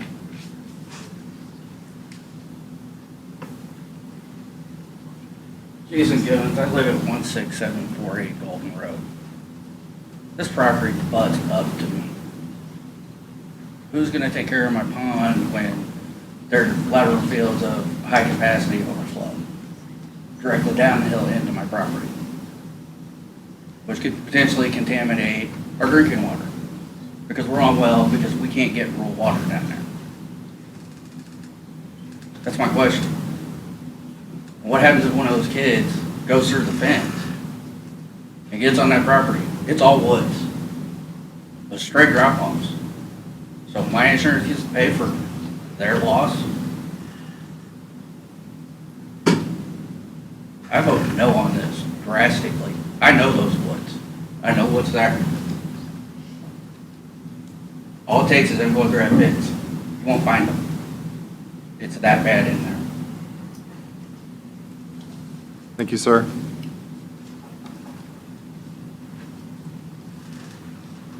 My name is Bill Swisher, and I live at 12639 166th Street. I'm about 4 houses down from this property they're talking about. I got all respect in the world for these people doing what they're doing, but I think they're coming into the wrong area to do it. They're gonna be up on top of the hill, and any drainage that they got is gonna go down that hill into a creek that goes directly into the Call River. Call River is less than 2 miles from this area, which is another drawback for the kids and the people that have there. And I think it's a bad thing strictly for the idea that all the people will be coming in and out of there. And the fact that they really kind of didn't let everybody know they were wanting to do all this building when they started out until people got to question it. And that's too many houses and too much stuff in a small area is my concern. And like I say, the drainage is all going to go into the Call River, basically, the people below them in the Call River. And I have all respect in the world. My preacher thinks these people are great, and what they're causing is great. And I agree with him. I think it's a great thing. I just think they could find a better place, a handier, more convenient place to do it that would work out better. And I hope they do. Thank you, sir. My name is Charles Graham. I live at 12537 166th Street, 2 properties to the north of the proposed rezoning area. My concerns are that the rezoning doesn't address, for example, what's been brought up, the road, and what requirements would be tagged onto this rezoning from a road improvement perspective. My second concern is reading about the corporation, which, by the way, I think it's a wonderful thing that Joy Meadows is doing. I agree with Bill that I think the choice of location is not great for the fact that the area I don't believe is the right area to bring that many people into. But my concern is what happens to the zoning if the corporation loses its funding or decides to go under. So does that my question to you would be, does that property remain zoned with the change that has taken place for the future owner to decide to subdivide or do whatever they want to do under that zoning? That's not the promise that's been made to you by the corporation. And again, I think you've heard from enough people here. I would encourage you to drive out there and take a look at it if you haven't, and consider the environment where people hunt and target practice and raise animals, and base your decision on your finding. Thank you. Thank you, sir. Mike McDowell, 12633 166th Street. You've heard all the motions. I don't know if any of you ladies and gentlemen have been out to our place. Right now, the bus doesn't drop. Our neighbors have to go pick their kids up because the roads are so bad that they don't take the school bus down there. And I'm not going to go over the same. I mean, I agree with what everybody said. A lot of us hunt, we trap in that area, and what they're doing is awesome. Our daughter is a foster parent, but to put 60-plus people and to have this much traffic on a road that's not capable of handling this kind of traffic, like they said, you can't pass 2 cars. somebody, the neighbors, we all pull over and somebody's got to give. The concern about the waste, the septic systems, the water is going to have to be taken down there, but mainly the liability of the people around there. You know, if a child does run, they say we're going to have, but in all cases, somewhere a child's going to run. I mean, I know from experience from our daughter. I mean, that's what she does. And, you know, if they run and on our property and we're down there hunting and see a deer or something and a stray bullet, and then what happens then? You know? So I'm just saying that what they're trying to do is awesome. It's just in the wrong area, and I am highly against it. Thank you, sir. Tammy Graham, 12537 166th Street, Linwood. I live 2 properties away from this proposal. I think one of my main concerns, we keep talking about 166th Street, which is a huge deal. Anybody please drive down 166th Street. Not only that, you have to go down Loring to get to 166th, which is in just as bad a shape, if not worse. If I were a contributor to this cause, which I think is a wonderful cause, I would be really concerned about the extravagant expense associated with making this project work in this particular location. I'm completely opposed. Thank you. Thank you, ma'am.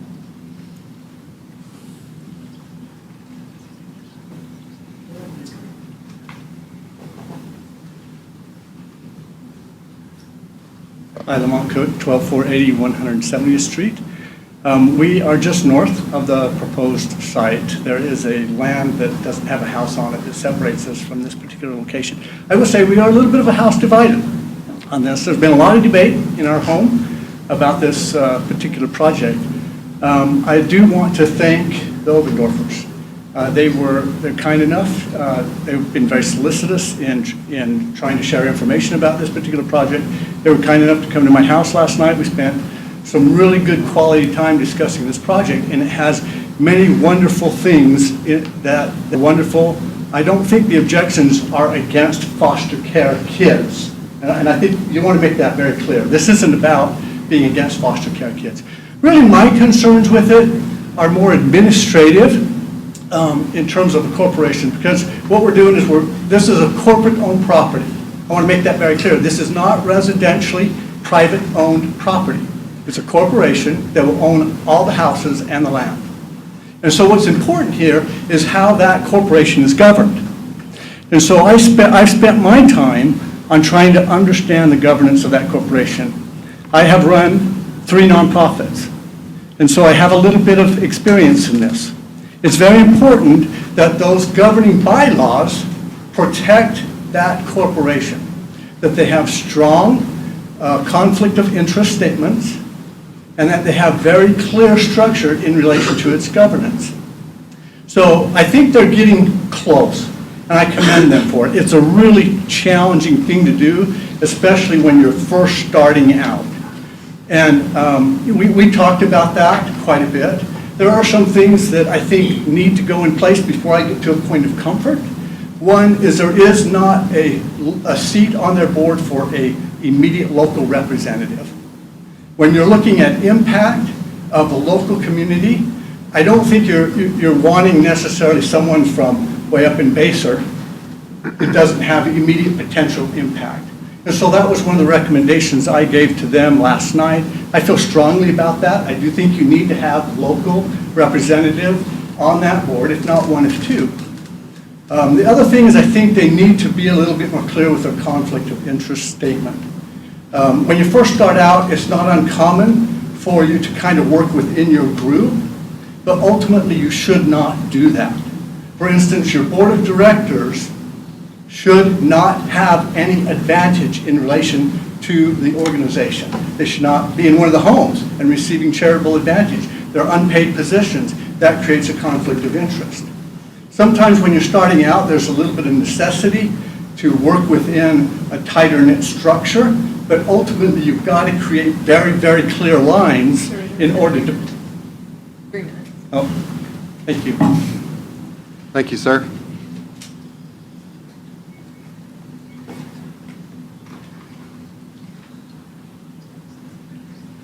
My name's Lori Sines, 12530 166th Street, Linwood, Kansas.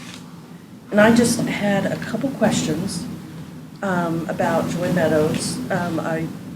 Is it nonprofit or not-for-profit? You can say either. We're a 501c3 under the IRS. Okay. Because I was confused about that. Then I had another question. You had another land you were looking at. Ma'am, you need to address the board up Right. here. There was And then another if you have property. questions, Right. then we will relay it to them Okay, later. sorry. There was another property in Baser that there was plans drawn up for, and I was just wondering why that property was not in the picture anymore, and why they were wanting to do it on 166th Street. Crystal or Jeff, are you familiar with the property she's talking about? I'm not. We never ended up submitting any other application. We've researched probably 15, I would Yeah, say, we've overall. talked about And several every now and different then we ones, call but them. there's never been a formal application made on any other. My next question is, does a nonprofit, not-for-profit pay property taxes? That would be more of a county question. I would think not, but So therefore, the improvements to the road would have to come from the taxpayers? the improvements to the 166th Street. 166. Yes. Like has been previously stated, 2 cars cannot pass on that road. Right. That'd be a question that we'll ask Public Works Right, about. because it's going to be extensive. Also, if they're not paying taxes, they wouldn't be contributing anything to the schools or anything else of that nature.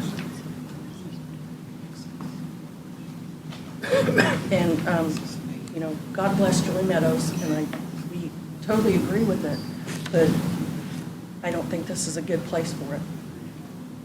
Thank you, ma'am. Anyone else wishing to speak in opposition of this request? In opposition?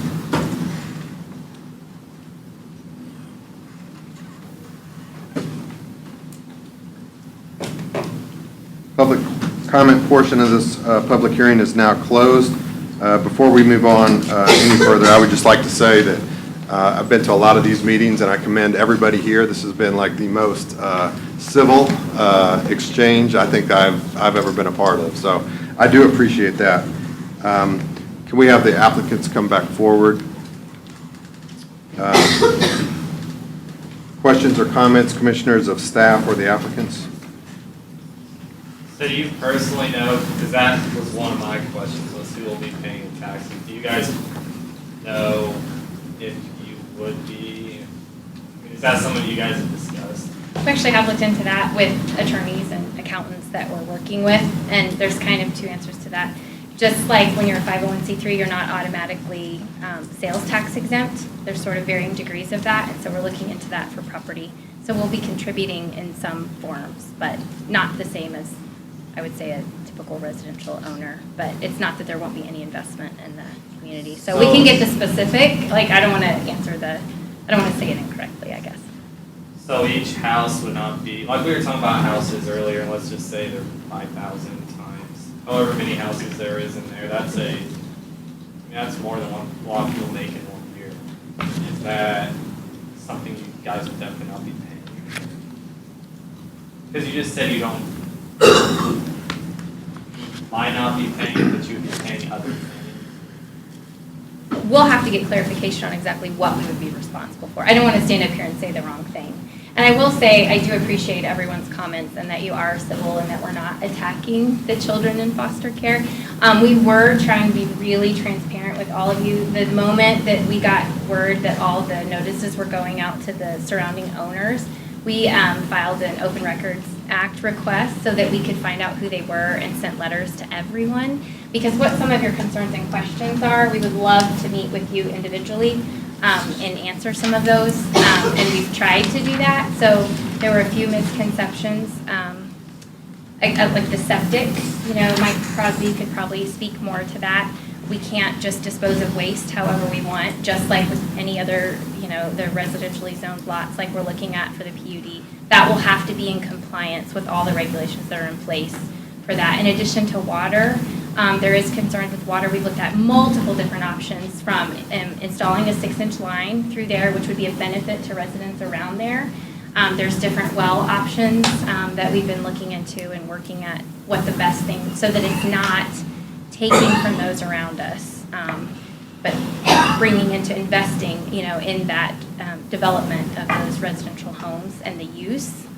And one of the benefits of this property that we've been looking at, and again, why we asked the traffic engineer to look at it, is that there are 2 entry points. We wouldn't want to put all of this traffic, which it's not that much traffic, it's 1 family, 2 drivers, 8 people in a home aren't all driving, that kind of thing. And then again, we're talking about over a long period of time, but even say 15 years from now when there's max capacity, as you'll see in that report that you have, you're talking about few drivers per home. So it's not like all 8 people, and we come up with this magic number of 8. It might be less than that. We're just throwing that out there because we want to say an average, and a high average is what we want to give. But because this piece of land has 2 entry points, that was one of the benefits to us. The other thing is that it is agricultural. It is out in the country. That's what we want. We want the space. We want the animals. We want the pigs. We have chickens. We have, and I would develop my land in a heartbeat if I could. It's all in floodplain, unfortunately, to do for this. So that's one of the benefits. So we were looking at this piece of land in particular, the access on 170th, the access on either side, Golden Road and all of that, and we felt like it could sustain what we're looking at. And unfortunately, we're having to plan in the future, which is good, but we're talking about a slow, gradual impact that we'll have to have the infrastructure for up front. And that's going to happen wherever you develop property. So we can say, oh, this piece just isn't right for that. But wherever you go, when we have more than 1 house, those are concerns that we have to raise, which is why we're here looking at all of this ahead of time. And so we felt like this one would be a good one, a good fit after we researched. And we are very, very concerned with being good stewards of the money that's been given to us. And so we want to do that in the best use and way possible. I think you mentioned this, but you will be living on the property, is that correct? I don't know that we would, like I said, we're governed by a board. Okay. Justin and I were co-founders to get it started, but we have a board currently at 6, it's about to be 7. And we have some Baser residents right now that are on our board. We've tried to have a really diverse background. We have CPAs, child psychologists, developers. Michael Strick, who couldn't be here, who's a Baser resident, he's an engineer that works with Monarch Build. A diverse background to address what all of these issues are. Since we didn't have an exact location, we didn't specifically have a Linwood resident, but we're not opposed to that kind of a suggestion because we want this to be the best community impact possible. So would we live on the home? We would love to live on the home, but we also don't want to take that from another foster family that could potentially do this that doesn't have the capacity. Right now, we already will take in 7 or 8 children in our home. At some point, we would, probably after we get it going and we're not also doing all of this that we are right now. So we've been, I know we're here for property issues, so I understand addressing the bylaws and all of that. We've been very conscious of doing that in the best way possible to make it sustainable. Will you guys be able to get us a question about fence, fire access, like the park and stuff? Because I think that's kind of like a big determining factor tonight, isn't it? I feel like all of that has to be addressed in our final site plan that would be submitted to you. I don't want to say that out of turn. So we're talking about, can we use this, develop it for the number of homes we're talking about with the max capacity, with the access that it has, and to do that, it has to be rezoned to a planned unit development. So are these things... We can answer those questions for you in the future because we'll be back in front of you. Can these be brought up, though, in the future? Yeah, there will be more instances. There will be a final plat, a preliminary plat and final plat that will come before you. So there are more chances to look at it. But in this case, you're looking at the site plan and the planned unit development. That's what you'll be making a decision on. And the idea of a locked gate, that's not us. That's the way the property currently exists. We don't want it to be a compound. We want it to be homes. So I understand that. Yeah. But you don't want the public up there. I thought you guys said something about the public. no, You said that. yeah, someone had said that. It'd be just like any other neighbor on there. I mean, some people, I guess, have locked gates, but most people don't. So we're not trying to say it's a gated community that with access code. I mean, all that kind of stuff. That's not what we're doing. So the public could drive up there. There won't be gates. I hope so. The Amazon guy would probably like to Yeah. get it. Get in and out. We do order a lot of That would be groceries on really Amazon. unfortunate. That would change my life dramatically. I mean, it's what we were talking about in the staff report, like you'll see. I mean, it's a private interior maintenance road, so it's not necessarily a public road. But we were offering that playground type facility there to have public access. So for that reason, you would have to be able to get in and out. It just sounds like the way it's set up, there'd be a gate there. That sounds expensive, so I'm going to say probably not. I have a question for staff. Assuming that a road was built back in there, a developer came in and said, I want to plat this, rough estimate, how many houses could go back in there as it's zoned right now at 2.5? That's probably the same amount of houses. It's 2.5 acres. So. Right. But with the configuration. Yeah, they and could come with in the and- road coming, having to come back. to Yeah, the they road. could come in and just plat it. Okay. Won't be a rezoning. Okay. And that would, we wouldn't have to hear that, we would just hear the preliminary and final plats, Yep. and that would be it. Okay. And that's one of the reasons we were trying to stick with an area where the zoning, we're not asking to change the capacity that's been planned for the area, apart from what the county has planned. We've heard a lot of talk about roads tonight, and I know Public Works, you said you had no comments, but do you want to address any of the concerns there, knowing that, you know, again, we could put a plat back there, somebody could plat that and have the same number of homes as there is, but again, do you want to address that? Right, as you said, if this was to be platted in a 2.5 acre lot, you run into the same scenario as far as traffic as you would hypothetically. Most homes are a 2-car home, and we wouldn't be in the position of being able to say, you can't drive on these roads. Do they possibly need to be looked at for upgrading? Yes, but many roadways within the county do. I'm unfortunately not as familiar with this as I would like to be. It's my understanding that 170th Street is already developed, and so my guess would be that that would be their major point of access, not as much 166th Street that is gravel. Most people prefer to drive on a paved roadway. So it would be developed in the same capacity as every other portion within the county.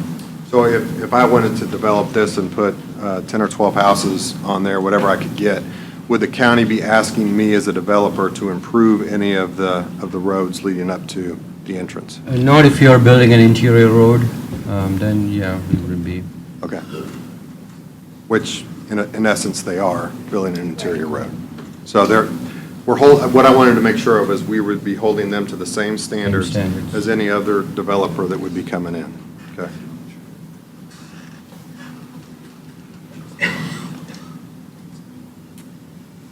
Any other questions, commissioners? I don't want to ask them all. I have a question for David. Under the restrictions of, I'm going to use the term restrictions lightly, of being in a 501c3, they may not have to pay property taxes, but would they be subject to the typical RIF and TIF that we charge everybody else who has a business? I defer to your planning staff on that, Mr. Matthews. RIF and TIF is something that is a county policy, and it's applied at the discretion of the county based upon the recommendations of planning staff and public works. The tax issue has been brought up. I'd just like to say this.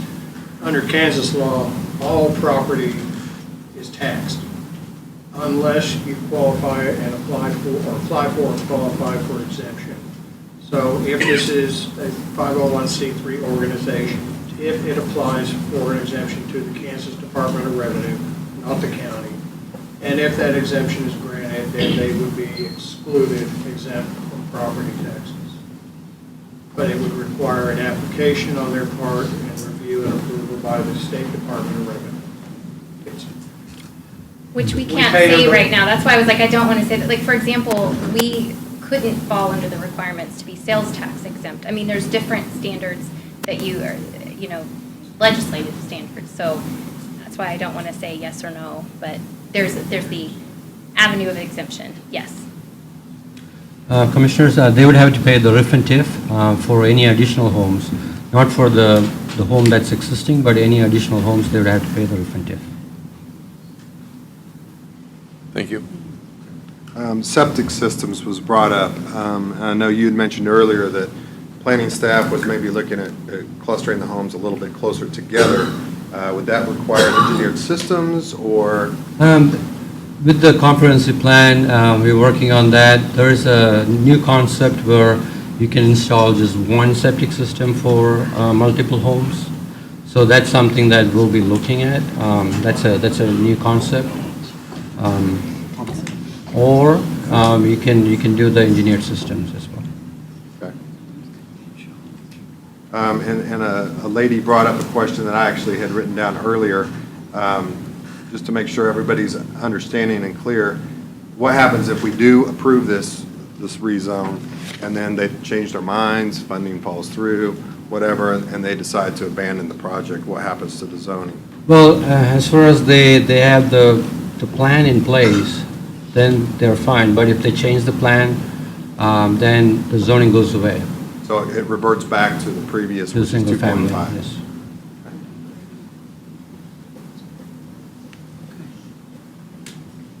Can I ask a quick question Absolutely. about rural density? Can you give me, this parcel is within the rural density, and we had discussions over here about it not actually matching completely the comprehensive plan as rural residential. What is the difference? And so the rural density and the rural residential are single-family homes on large lots. Obviously, the idea is to preserve the rural character of Leavenworth County. That's what our current comprehensive plan, the whole point of it is. The zoning on this property is 2.5 acre zoning, rural residential 2.5 acre zoning. So again, this falls within that 2.5 acre zoning. In some parts of the county, we obviously have 5 acre zoning, so 5 acre minimum. So currently, under the rural residential, we feel this meets it. May not meet the definition in other places, but as far as the rural density goes, the rural density in that area is 2.5 acres. Okay, so other people in that area are on 2.5 acres or more? There are some that are on 2.5 acres, and there are some that are on more. Okay. It's zoned 2.5 acres, but a lot of people own large lots. There's nobody there on 2.5 acre lot. There's no. There are people in that zoning district that are on 2.5 acre The zoning lots. district. Not in our neighborhood. Yeah. There's 33 acres underneath. I have an issue with PUD developments. I'm sorry. My former life made me very aware of the fact that that does authorize modifications to the plat without them having to come back to the planning commission. Does that apply to the county as well? Because I've seen that actually happen within planning. That's not true. Once the site plan is approved, then anytime they have to change it, they have to either come through the county staff or come to the planning commission. If the staff doesn't agree with it, then we take it to the planning commission for approval. All right, thank you. Who is to kind of police what is done up there? Sorry? I said, who is policing what is done up there, though, anyway? You pay $2,500 for a card. It's a one-time, you guys have like a one-time inspection, isn't it? Yeah, we do have code enforcement officer on staff. There's not. So Well, I'm there- saying in the county, there's only one inspection, right? For For septic septic systems. systems. They have to get building permits, and they have to submit site plans for their building permits. And they have to follow the site plan, and we check all that.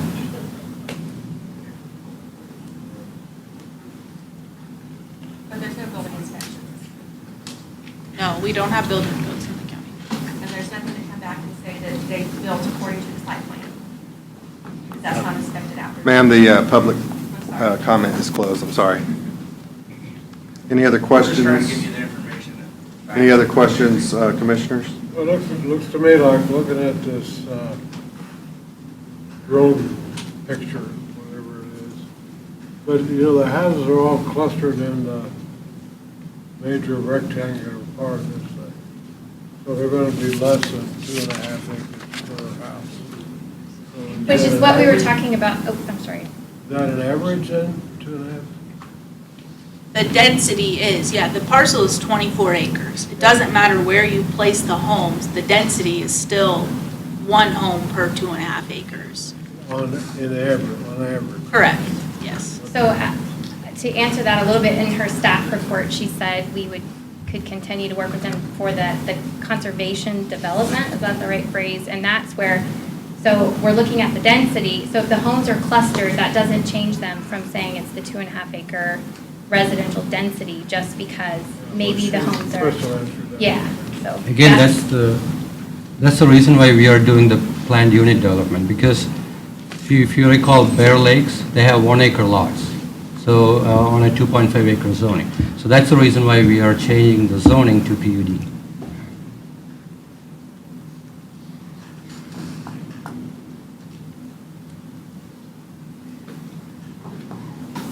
Any other questions or comments, discussion, commissioners?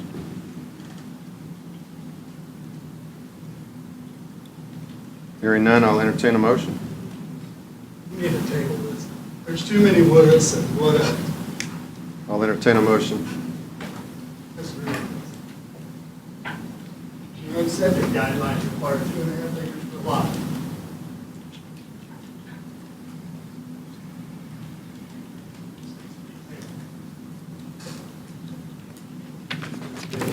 You have nobody around that property that is in favor for this development. No one. We understand that, sir. Thank you. Last time I went to school, 11 houses, 2.5 acres is 27.5. Please, I understand, sir. I'm sorry. I'd like to make a motion. Yes, sir. I'd like to recommend approval of case number DEV 19-078, rezoning from rural residential 2.5 to planned development, recommended to Board of County Commissioners with staff recommendations, and also following factors, character of the neighborhood, zoning and uses of nearby property, suitability of property for uses in which it has been restricted, extent to which removal of the restrictions will detrimentally affect nearby property, length of time property has been vacant, which it hasn't been, relative gain to economic development, public health, safety, and welfare, in conformance to the comprehensive plan, and also follow staff recommendations. Motion on the floor. Do I have a second?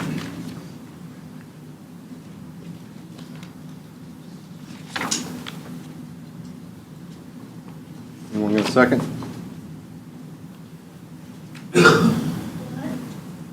Need a new motion then. Motion dies for lack of a second. Yeah, motion dies for lack of a second. I'll entertain a new motion.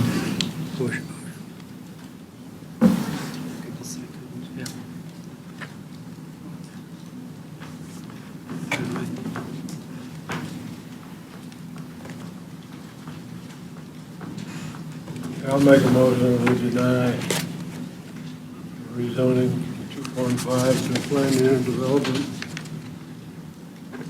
Mainly from what I've heard here tonight, and just, to me, the character of the neighborhood doesn't really fit with this development. Okay, I have a motion on the floor to deny item number 9C on the agenda. Do I have a second? I'll second it.